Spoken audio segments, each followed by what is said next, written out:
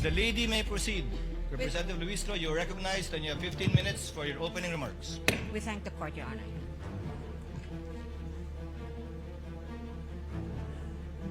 Mr. Presiding Officer, the Honorable Cheese Escudero, the Honorable Senate President, Honorable Win Gatchalian, sa atin pong mga kagalang-galang na Senator Judges, mga minamahal na kababayan, sa loob ng bulwagan o sa labas man, mga nakatutok sa telebisyon, sa cellphone o sa radyo, saang sulok man ng mundo, kayo naroroon. Maraming Pilipino ang nagtatanong ngayon,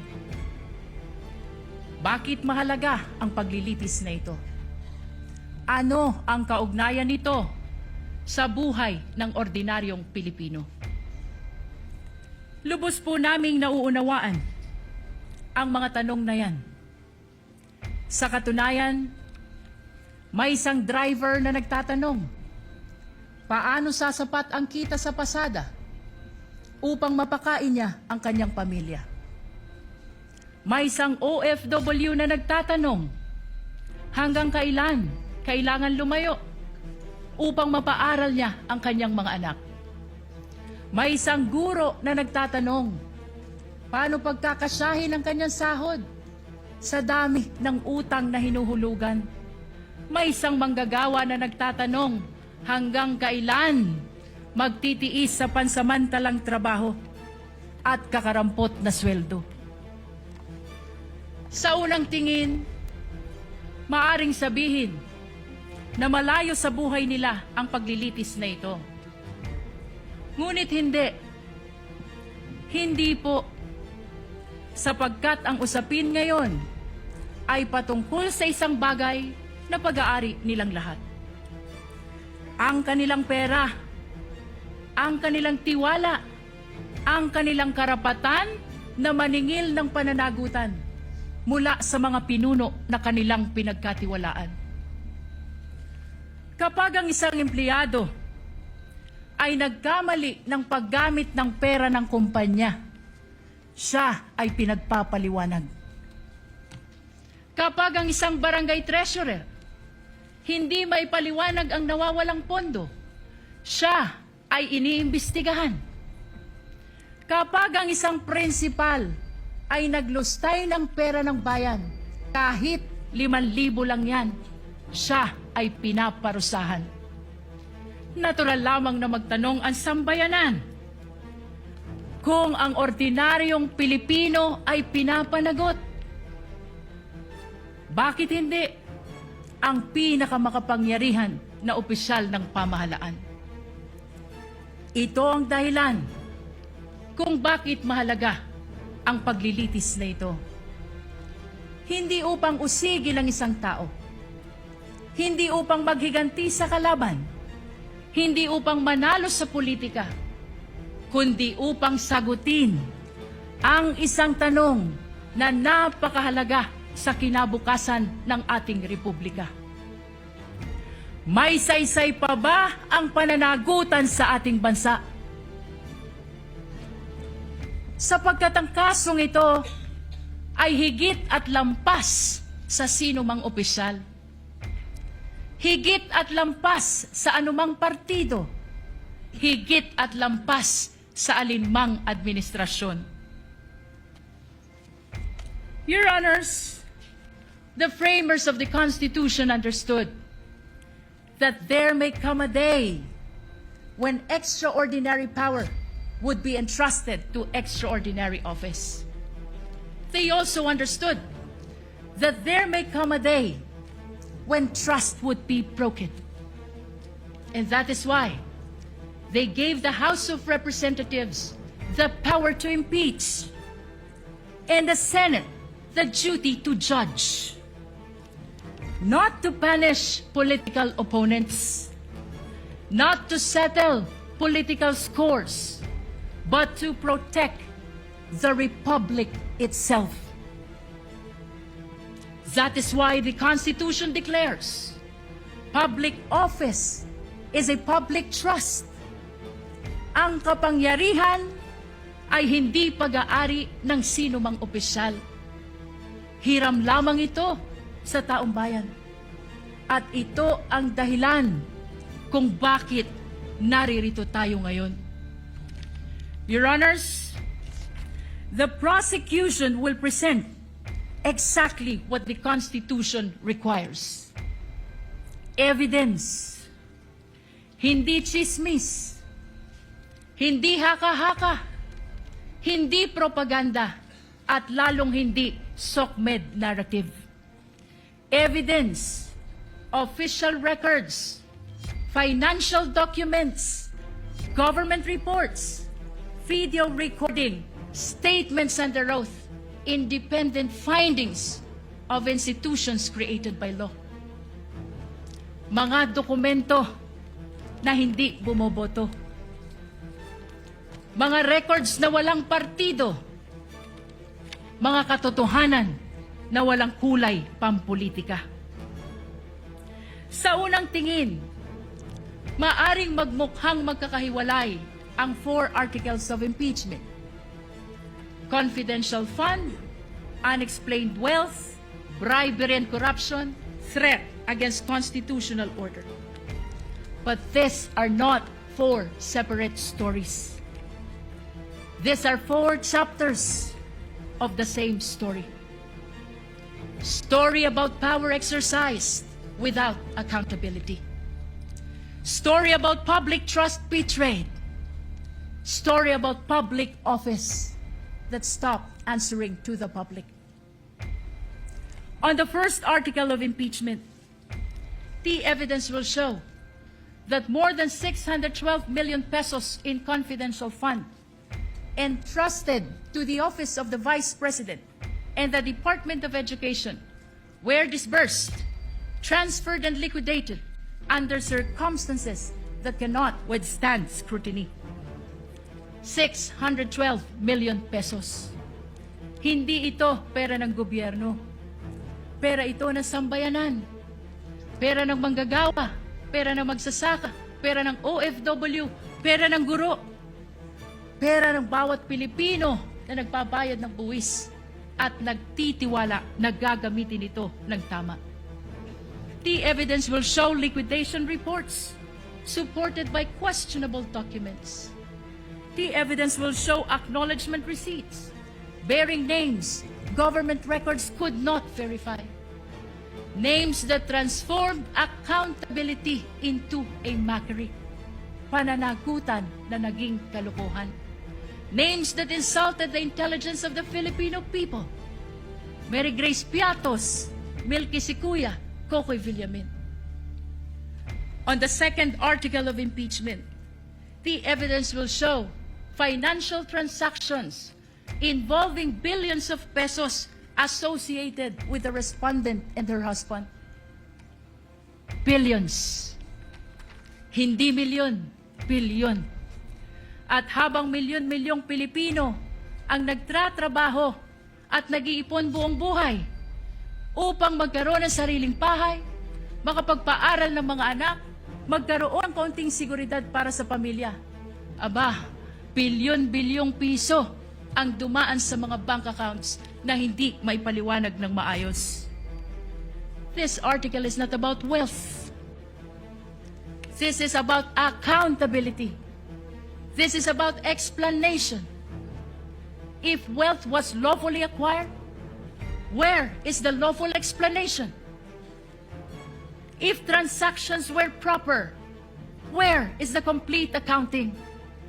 If numbers truly add up, then why do they refuse to reconcile? On the third article of impeachment, the evidence will show bribery, graft and corruption through the distribution of cash payments and monetary gifts to officials under the supervision of the respondent. This article is not simply about envelopes. This is about institution. This is about whether loyalty was purchased rather than earned. Government cannot function if loyalty is purchased instead of earned. Kapag nabibili ang katapatan, nawawala ang integridad. At kapag nabibili ang opisyal, nabubudol ang bayan. Perhaps the greatest tragedy is where the conduct allegedly occurred. In the Department of Education. Tama po sa DepEd.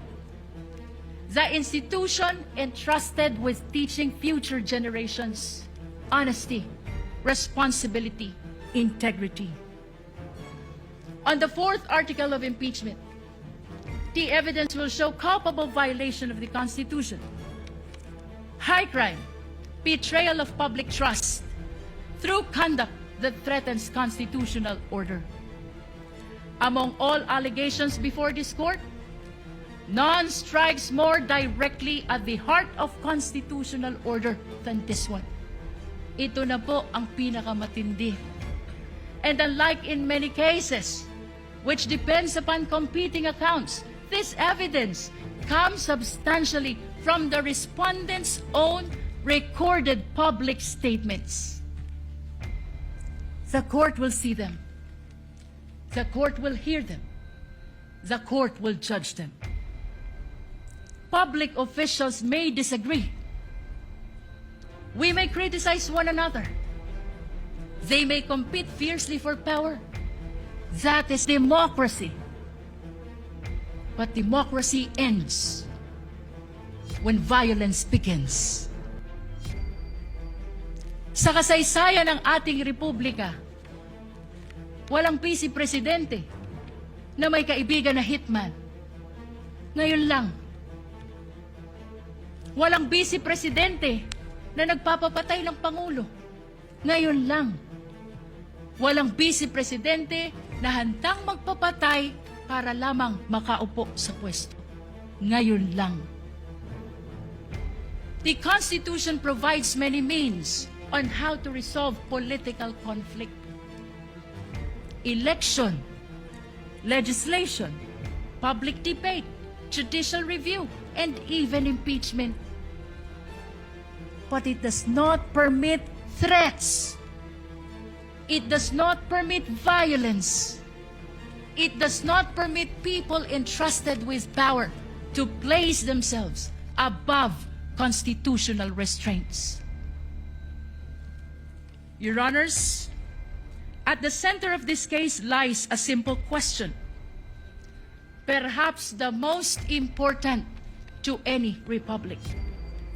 When the people entrust power to a public official, does the public official remain accountable to the people, or do the people become accountable to the public official? The Constitution's answer is very clear. Power belongs to the people. Public office is merely borrowed, and every borrowed power carries with it the obligation to account for its use. If a barangay treasurer must account for public fund, then so must the vice president. If an ordinary public servant can be investigated, then so can the highest officials of the government. If ordinary citizen is expected to obey the rules, then surely those who govern them must obey them first. Otherwise, what lessons do we teach our children? That there is law for the powerful and another for everyone else? That accountability exists only for the weak? That public office grants immunity against accountability? Your Honors, this is not the republic envisioned by the Constitution. This is not the republic deserved by the Filipino people. Therefore, the prosecution asks only this: look at the evidence. Listen to the witnesses. Examine the records. follow the evidence wherever it leads. Judge this case, not by politics, not by popularity, not by fear, not by loyalty. Judge this case by the Constitution. Judge this case by the evidence. Years from now, future generations will not remember today's political alliances. They will not remember today's headlines. They will not remember today's slogans. What they will remember is when accountability was tested, the institutions of the Republic stood firm. They will remember only one thing: what this court did when the Constitution called. Future generations will not ask how powerful the respondent was. They will not ask how loud the political debate became. But they will ask one thing: when the Constitution called, did the Republic answer? Your Honors, this is that moment. This is the moment the Constitution anticipated. This is the moment when accountability must mean exactly what it says. This is the moment when public office must truly remain a public trust. This is the moment when the Republic must demonstrate that laws are applied equally to the powerful and the powerless alike. At matapos marinig ang mga saksi, matapos masuri ang mga dokumento, matapos matimbang lahat ng ebidensya, ang prosekusyon ay naniniwala at naninindigan. Isa lamang ang maliwanag na konklusyon: ang tiwalang ipinagkaloob ay nilabag. Ang kapangyarihang ipinahiram ay inabuso. At ang konstitusyon mismo ang humihingi ng pananagutan. Amid the clarity of the mandate of the Constitution, political noise continues. Political squabbles continues. Political division continues. Please, let me conclude. Salus populi est suprema lex. The welfare of the people is the supreme law. Thank you, Your Honor. The opening remarks of the prosecution through the lead counsel is duly noted. Opening remarks for the respondent. Counsel for respondent has 15 minutes, and we will give you the same latitude we gave counsel for the prosecution for an additional 3 minutes, should you so need. You may proceed, ma'am. Thank you, Your Honor. Your Honors, fellow Filipinos, good afternoon. As we begin today the impeachment trial of the Vice President, and in the days ahead, this court will undertake its constitutional task of receiving and weighing the parties' evidence, and ultimately to decide whether these pieces of evidence justify either a judgment of conviction or acquittal, guided only by its members' conscience and their solemn oath to do impartial justice. The present undertaking of this court, therefore, not only carries the weight of the Constitution, but also the imprint of our nation's history, because the Filipino people have shown that they never forget. We, as a nation, never forget. But why is the act of remembering important? What does it matter to our history and to ordinary Filipinos? Because in this trial, the prosecution proposes that we unseat the Vice President elected to office by more than 32 million Filipino people, more than the number of votes cast for the sitting President, and much greater than any of the votes secured by each of the members of the House of Representatives who now are here to prosecute her and seek to undo this people's choice. Sa makatwid, ang malinaw na layunin sa likod ng mga paratang na ito ay ang pagpapatalsik sa isang vice-presidenteng inihalal ng mahigit 32 milyong Pilipino at bunga ng kanilang malayang pagpapasya. Whatever one's political persuasion is, the reality is that the prosecution now comes before this court to remove a vice president chosen by an overwhelming number of the electorate. You all have heard the prosecution say repeatedly that this is because they seek accountability, that the people have a right to hold their leaders accountable. This is not a matter of debate. Indeed, the people have a right to demand accountability from their leaders. What we have yet to hear from the prosecution, however, is this. When the Constitution declared under Section 1, Article 11, that public office is a public trust and that public officers and employees must at all times be accountable to the people, serve them with utmost responsibility, integrity, loyalty, and efficiency, act with patriotism and justice, and lead modest lives, the Constitution does not only speak to the Vice President. It also demands the same standards from the prosecutors. Being public officers themselves, the public prosecutors and the members of the House of Representatives are also held to the same constitutional standard. And so we must remember what history tells us. This is not the first time that members of the House of Representatives have attempted to remove the Vice President, and in a manner not compliant with the Constitution. In a July 25, 2025 decision, the Supreme Court unanimously declared in Duterte versus House of Representatives, GR numbers 278353 and 278359, that the impeachment proceedings in the House of Representatives were tainted with grave abuse of discretion, rendering the articles of impeachment that the House transmitted last year to the Senate as void ab initio.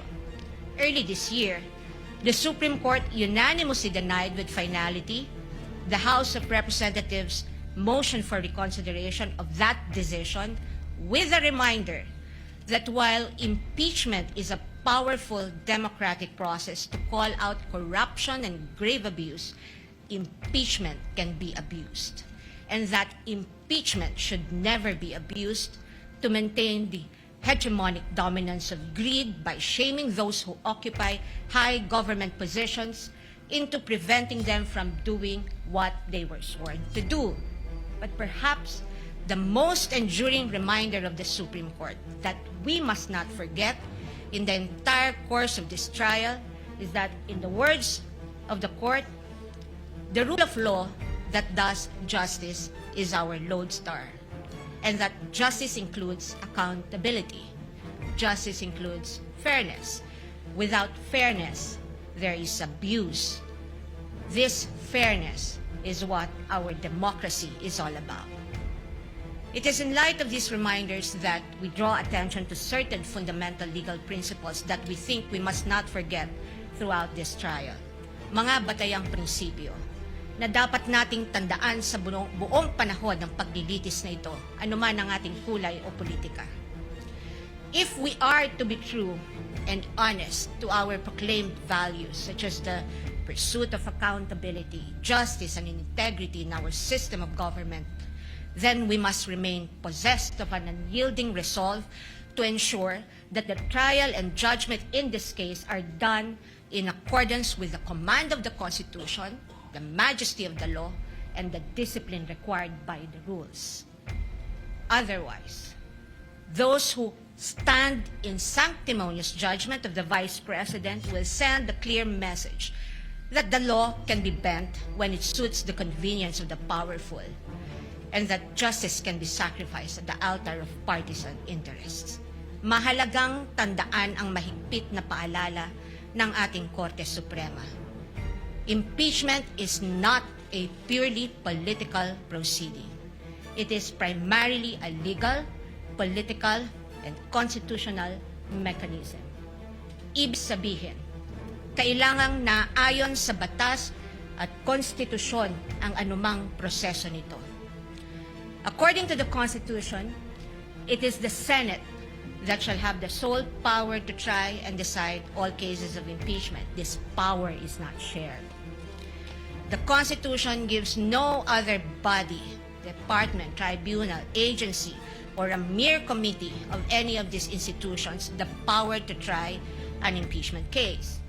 The House merely initiates, the Senate tries. Yet, we have seen the Committee on Justice conduct what its chairperson, the lead prosecutor in this case, described as a mini trial, which, as we all had witnessed, became a vast fishing expedition of alleged evidence that were not even part of the impeachment complaints under its consideration and which the respondent accused was made to answer. In that mini trial, we saw how the purported pieces of evidence were curated to construct a narrative against the Vice President even before this case reaches trial.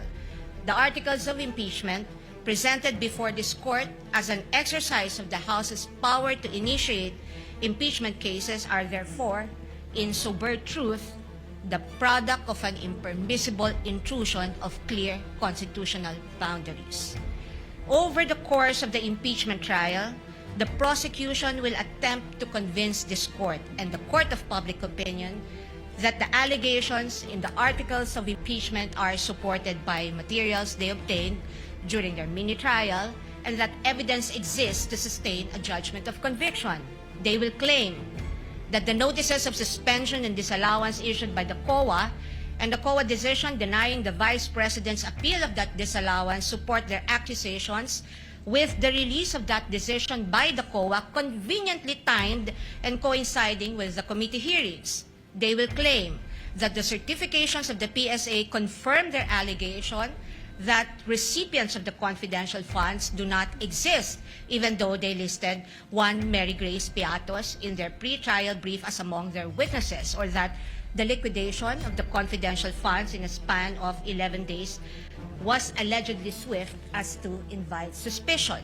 The prosecution will assert that the supposed NBI findings of similar signatures across a number of acknowledgement receipts submitted to the COA are supportive of their conclusion that the disbursements of the confidential funds were irregular. What the prosecution avoided informing the public so far are these: that it was the then Secretary of the Department of Budget and Management, Amena Pangandaman, who issued a memorandum for the President through Executive Secretary Lucas Bersamin on October 18, 2022, recommending the approval of the Office of the Vice President's request for confidential funds.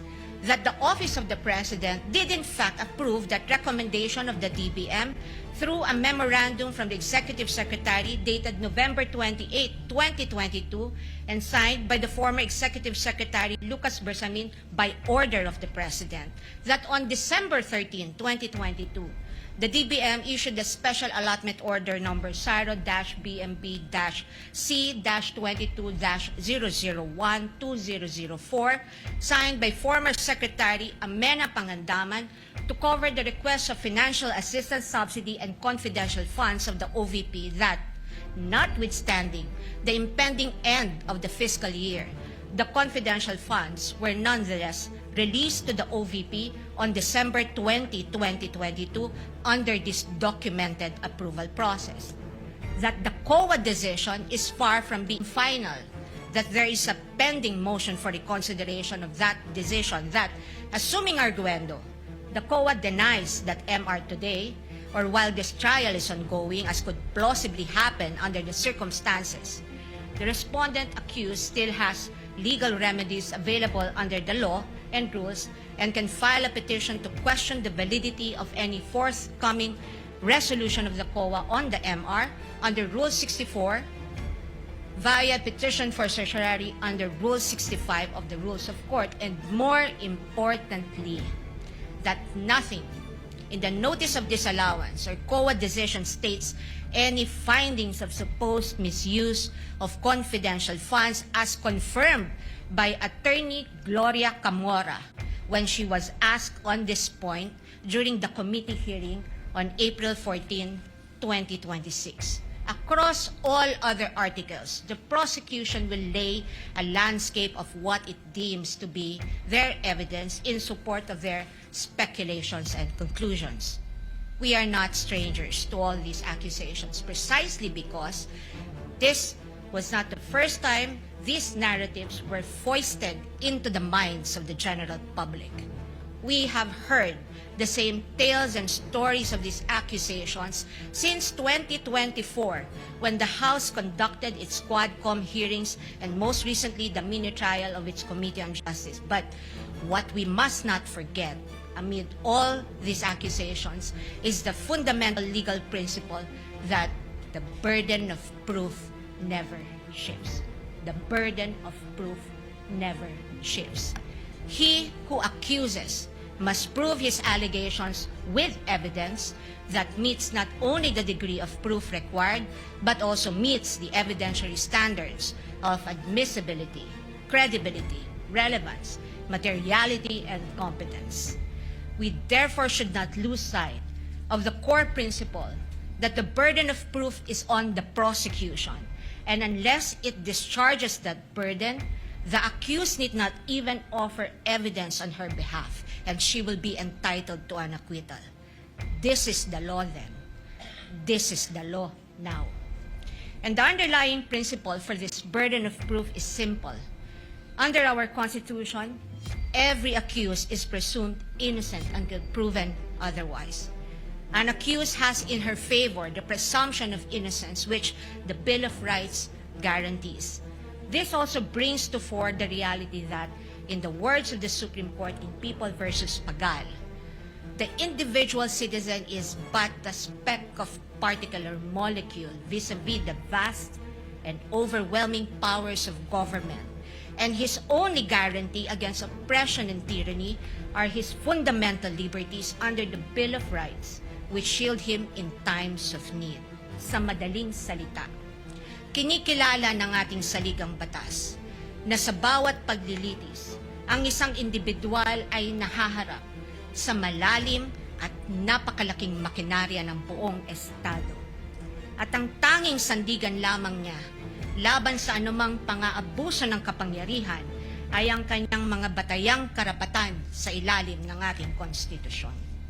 Kaya't mahalagang linawin na sa gitna ng pagtatangkang ikondisyon ang kaisipan ng mamamayang Pilipino at sa gitna ng walang humpay na komentaryo sa mga pampublikong espasyo, wala pang maituturing na anumang ebidensya o alegasyon na napapatunayan ng prosekusyon sa simpleng dahilan na ang bawat ebidensya ay kailangang dumaan muna sa paglilitis at pagsusuri ng korteng may tanging kapangyarihan sa ilalim ng ating saligang batas.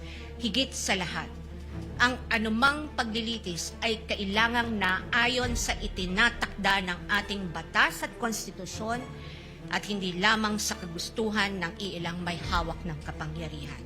One might ask, why is it important that we must not forget these basic principles? The ruling of the Supreme Court tells us why.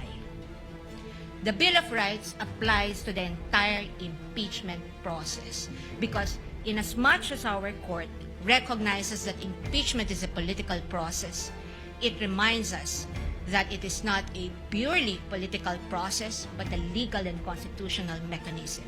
Thus, if we are to uphold the rule of law, serve justice, and invoke the accountability mechanism, then this court and we as a people must guarantee that all efforts to hold our leaders accountable must be done right. This we must not forget. I thank the court and the public for the privilege of your time. May God bless our country.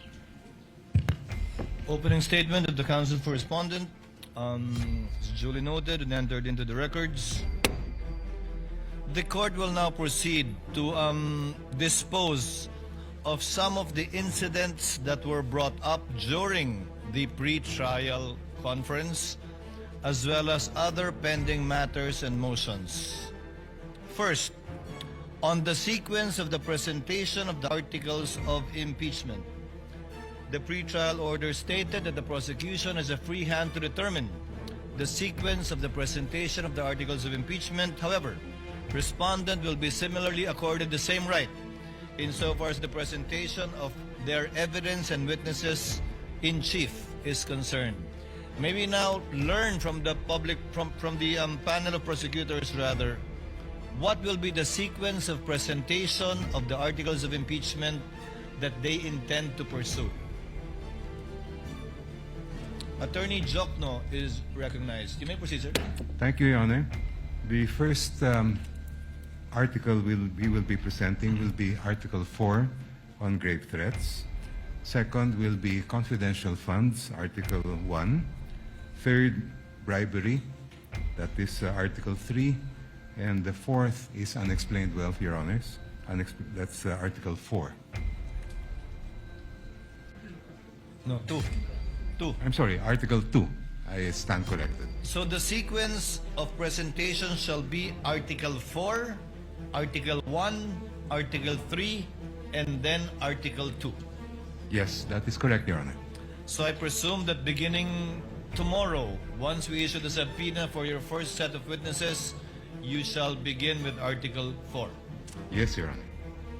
Again, Chair rules that the respondents have the same and equal privilege of presenting its case as it so desires when it's time to present its evidence in chief shall come. What is the pleasure of the counsel for respondent? Thank you, Your Honor. May I ask if the prosecution is ready to present its first witness today because the defense is ready today, Your Honor? Duly noted. We will get to that later. If Next Your item Honor, in the please. agenda. If Your Honor, please. Yes, I Representative have just Jokno. noticed that Your Honor had already directed the counsel for the defense not to propound questions to the prosecution. This is already the second time that she's doing that. She appears to be assuming or arrogating the powers of the court.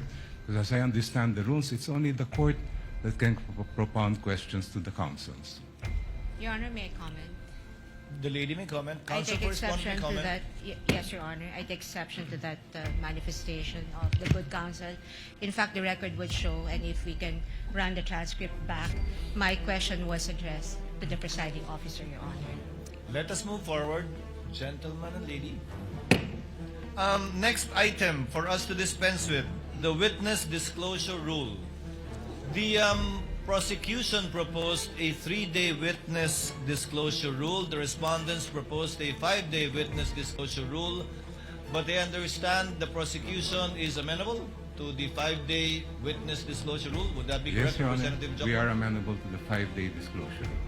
Chair therefore rules that insofar as disclosure to both to either party of a witness to be presented not mentioned in the pre-trial order and or briefs of the parties shall be for 5 days. This is subject also to the chair's reminder that at the end of every week, that would be a Wednesday while we are on recess, we will ask the party presenting their case in chief to enumerate the witnesses they intend to present for the following week with the corresponding motion for the request of issuance of subpoena to be submitted the day before or on Tuesday, so that we can act on it before the last day of the week so that the subpoena can be properly issued in due course and in due time. So ordered. On the examination of a witness by more than one counsel as propounded or proposed by the prosecution, the rules of the Senate are clear. Article 15 of the Rules on Impeachment states, witnesses shall be examined by one person on behalf of the party producing them and then cross-examined by one person on the other side. Court therefore rules that as a rule only one person shall present a witness. However, in the exigency of the delivery and the administration of justice and under certain exceptions, the court may allow more than one counsel to examine and or propound questions to a witness. To cite an example, just for the sake of the record, if, for example, the panel of prosecutor disagrees with how the counsel for prosecutor is handling the case, the panel of prosecutors or one of them can take over, and that is but proper and should be allowed and will therefore be considered as an exemption to that rule. And other similar exigencies will be allowed in order to afford the orderly administration of justice and of these proceedings. So ordered. Insofar as the BIR box is concerned, what is the pleasure? Insofar as the BIR box is concerned, this box was turned over to the Senate as part of the documents, including the articles of impeachment. However, the court is not yet in custodia lehis of this box, given that there is no lawful order issued by the court for this box to be turned over to the Senate. More so that it is not yet offered in evidence, not even as of yet marked. The chair therefore orders that the BIR box, closed, sealed, and as it is received, be sent back to the BIR or the Bureau of Internal Revenue without prejudice to any action that the court may take if a motion will be filed by either party for the issuance of a subpoena, and we shall await action, if any, by the BIR Commissioner should that time come. So ordered. Now, insofar as the subpoena requested by the prosecution for the two NBI agents, may I request the clerk of court to kindly read the motion for the issuance of subpoena ad testificandum.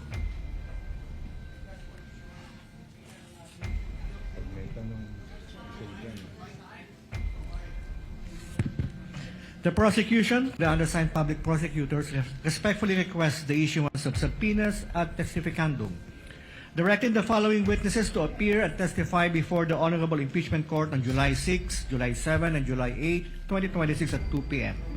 as their testimonies are material, relevant, and necessary to establish the allegations under Article 4 of the Articles of Impeachment, as well as matters necessarily incidental thereto, and for purposes of the identification and authentication of other evidence before the Impeachment Court.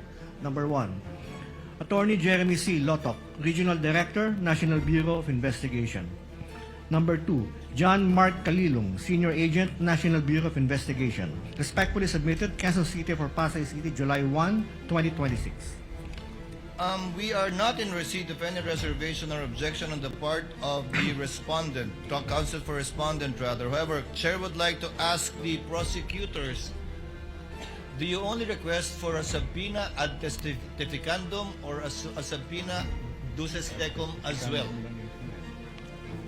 If I understand the record, Your Honor, please, it is a subpoena both for ad testificandum and duces tecum. The motion filed Your by the Honor. prosecutors is only for a subpoena ad testificandum. That's why the chair is clarifying. Your Honor. I stand corrected, if Your Honor, please. It's just Counsel for ad for respondent? testificandum. Counsel for respondent? If I may, Your Honor, just to set Please the record proceed. straight, the presiding officer earlier inquired mentioned that the court is not in receipt of any objection from the respondent. But just to set the record straight, the respondent has not received any copy of the request for subpoena being mentioned today, Your Honor. What we received, Your Honor, was a manifestation containing the list of the witnesses of the prosecution for July 6, 7, and 8, Your Honor. And so it would be impossible for the defense or the respondent to object or to even comment on a request that we were not served with any copy with. The two witnesses against whom a subpoena has been requested by the prosecution were mentioned in the pre-trial brief of the prosecution and was not commented on by the respondents in their pre-trial brief. But if you do have any objections now, the court would be more than glad, or reservations, the court would be more than glad to hear it before ruling on the motion for the issuance of a subpoena That's on these fine. two NBI agents. At this point, Your Honor, that's fine. We'll just place on record our objections as the testimonial evidence is presented. Duly noted. Chair hereby orders that the subpoena ad testificandum and duces tecum be issued to the aforementioned two NBI agents contained in the motion filed by the counsel for the prosecutors. although by nature subpoena is ex parte, we would Chair would instruct the clerk of court to kindly upload all of the filings of all of the parties to the website for the information not only of the senator judges, but also of the parties and their counsels. The chair earlier, counsel for respondent, said that witnesses for the succeeding week shall be manifested in open court on the last day of the trial, in this case by Wednesday, insofar as the next week's trial is concerned. So ordered. Now, insofar as the request for subpoena for bank records and AMLC records, Chair recognizes the clerk of court to kindly read and spread into the records the request for the issuance of subpoena, both, I believe, ad testificandum and duces tecum, or just duces tecum, for the aforementioned documents. The clerk of court may proceed. Request for issuance of subpoena duces tecum. The prosecution respectfully requests the issuance of a subpoena duces tecum to the branch manager of the following banks: BPI Julia Vargas Branch, BPI Green Hills EDSA Branch, Philippine Savings Bank Wilson Branch, BDO Unibank Inc. Davao CM Recto Branch, Metrobank Davao Ecoland Branch, BDO Unibank Davao Rizal Branch, Security Bank Bicutan Branch, Land Bank San Pedro Branch, Philippine Savings Bank Davao MADR Branch,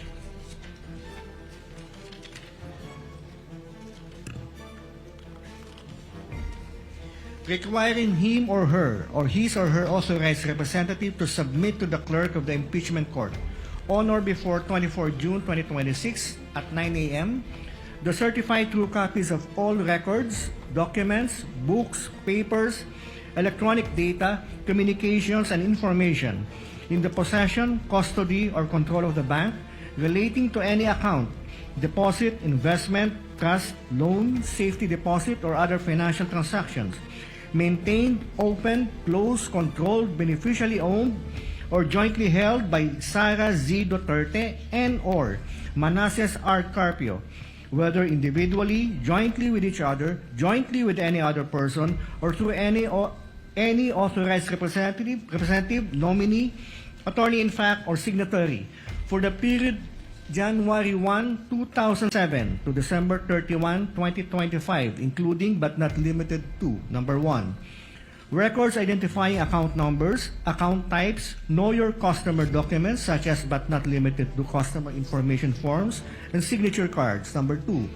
monthly bank statements, average daily balances per calendar year, year-end balances from January 1, 2007 to December 31, 2025; number 3, all account and transaction records, ledgers, and journals and similar instruments from January 1, 2007 to December 31, 2025. And number 4, all other relevant bank documents. Request for subpoena duces tecum to the Anti-Money Laundering Council, to Honorable Eli M. Remolona Jr., Chairman, AMLC, to Attorney Ronel U. Benaventura, Executive Director, AMLC, requiring him or his or her authorized representative to submit to the clerk of the impeachment court on or before 24 June 2026 at 9 a.m. original or certified true copies of the following: number 1, all reports of covered transactions and suspicious transactions filed by banks and all other financial institutions and covered persons required to submit covered transaction reports and suspicious transaction reports to the AMLC involving Sara Duterte Carpio and or Manasseh R. Carpio covering the period of 2006 to 2025. Number 2, any and all investigation reports or related reports or documents prepared by the AMLC suspicious transactions, electronic copies including Microsoft Excel files, database extracts, or machine-readable formats of AMLC, CTRs, and STRs for the period 2007 to 2025 involving Sara Duterte Carpio and or Manasseh R. Carpio. Respectfully submitted, Quezon City for Pasay City, June 18, 2026. Your Honor, may I comment? If Your Honor, please, before the defense makes a comment, just to obviate the proceedings and to facilitate the hearing today, if I may. The chair has not recognized anyone yet. May I be recognized, Your Honor?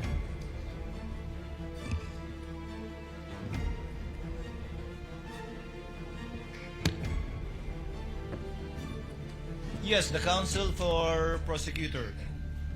If Your Honor, please, the subpoena request that was just read by the clerk of court pertains to a request that the prosecution filed in early June, which had where we had requested that the documents specified be brought to the Honorable Court on June 24.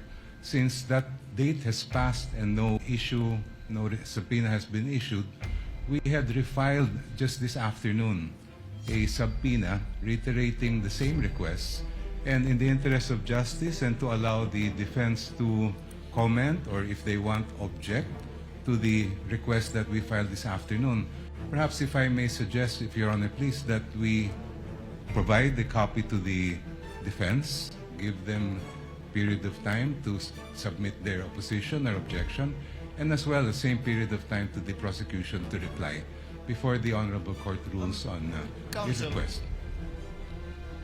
Is the motion for subpoena ducis tecum and or ad testificandum that you filed today exactly the same as what you filed before? No, Your Honor. It contains the same documents that we had requested earlier, but there were some additional documents that were also mentioned in the request we filed this afternoon. So you asked for additional documents and Yes, Your information. Honor. What does counsel for respondent say? Your Honor, before I give my comment on the request for subpoena, I thank the good counsel for offering to provide us a copy of the request for subpoena, but we would also ask that we be provided with the June 2026 copies of the request for subpoena as well as the new one that the counsel mentioned today. But just for the record, it would seem to me that the request for subpoena covers documents involving years from 2006 up to 2025. And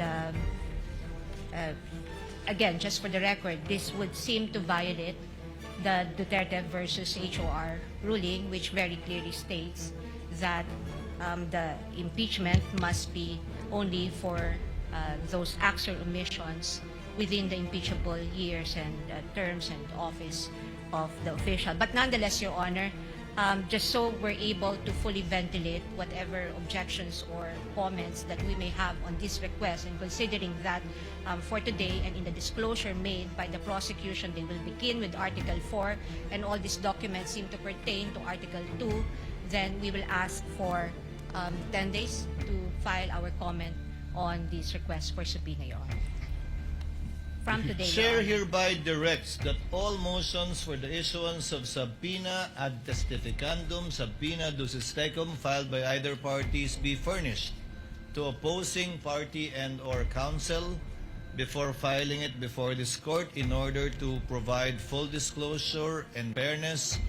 But instead of 5 days, counsel, Chair is giving both parties 5 days to submit their respective memoranda and or position insofar as it is concerned. We will afford the parties time to argue their position before the court so that the senator judges can hear your position in addition to your extended written memoranda insofar as this crucial issue of issuance of a subpoena ducis tecum ad testificandum on certain bank records and AMLC records, which the chair will schedule, giving ample notice to the parties in due time. Is that okay with both sides? Just for clarity, Your Honor. Yes, counsel for respondent. May I ask that the period, if the period for the parties to submit or the respondent to submit its comment, her comment on the request for subpoena would be 5 days from today, Your Honor? From today, but you can submit it on Monday since it lands on a Saturday. Second, Your Honor, the presiding officer mentioned that we also must submit a memorandum or position paper on this, Your Honor. If you so desire, or you simply can argue it in open court, Okay. but you may want to submit an extended written memorandum on the matter for the easy reading of the senator judges pertaining to this issue. Last, Your Honor, will the court also schedule an oral argument on the respective positions of the parties? Yes, Chair will do that. Thank you, Your Honor. And this would not be on Monday, Your Honor. No, That will not be on Monday. Thank you, Your Honor. If Your Honor, Counsel please. for prosecutor? Yes. May I be allowed to make a counter manifestation, just a brief one, with respect to the statement of the defense counsel regarding the application of the case of Duterte versus House of Representatives. The gentleman may proceed briefly. Your Honor, the decision and the resolution of the Supreme Court in that case did not say that any preterm evidence is inadmissible. There is no statement like that at all in the entire decision and the resolution. What the Supreme Court said, and I quote, was very simple. The basis of any charge must be for impeachable acts or omissions committed in relation to their office and during the current term of the impeachable officer. All of the articles in this particular case pertain to impeachable acts committed by the Vice President during her term as an impeachable officer, including unexplained wealth. If I may just be allowed 1 minute, Your Honor, to explain that. The 1 minute. unexplained wealth, Your Honor, that is amassed prior to the term of a Vice President is relevant and material to her being an impeachable officer, because wealth of the magnitude of millions or billions ay meron pa rin pong pakinabang po yan ang Vice President kahit hanggang ngayon. It's very clear that when a local government official, for example, who later becomes a national official, amasses hundreds of millions, if not billions of pesos, then that benefit continues today. Second, if Your Honor, please, integrity, hindi po pwedeng biyakin po yan na kesa dati ay hindi po ganon at ngayon may integridad. It's very clear that integrity is a continuing requirement of fitness for office. Thank you, Your Honor. Duly noted and entered into the records.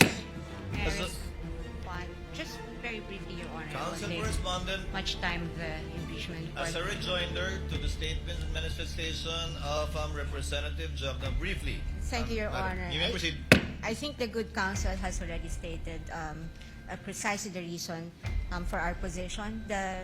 We maintain our belief that the Duterte versus HOR ruling precludes any of these trawling incursion, again, on private records of so many individuals and so many entities when nothing in the articles of impeachment point to any specific allegations as to the relevancy of all these documents, Your Honor. But nonetheless, we will include all our position and as well as our objections on the request made today with respect to these documents, and what it would seem to the defense would be another 2.0 version of a fishing expedition. May I also, Your Honor, just to clarify also the period given to us to comment on the request for subpoena, may we ask that the 5-day period run from our receipt of the copies of the documents, Your Honor. We will make sure that the counsel for respondent will get that today. Thank you, Your Honor. The comments of both counsels of the parties are duly noted and entered into the records. Chair would like to apologize to Senator Cayetano, who has been waiting for quite some time. Thank you for your patience and indulgence. Senator Thank you. Cayetano is recognized. What is Thank your you, pleasure, sir? Presiding